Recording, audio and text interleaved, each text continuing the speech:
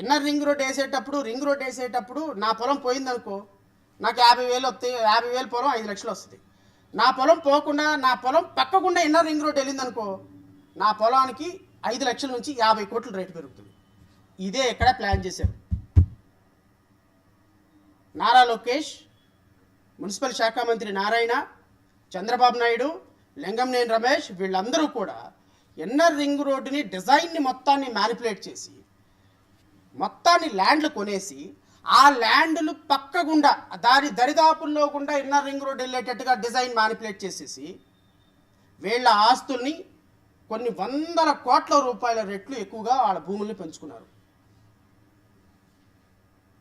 ఏమా భువనేశ్వరి గారు, నారా లోకేష్ గారు, చంద్రబాబు నాయుడు గారు, మున్సిపల్ శాఖ మంత్రి నారాయణ, పత్తిత్తి కబుర్లు చెప్తావు నువ్వు.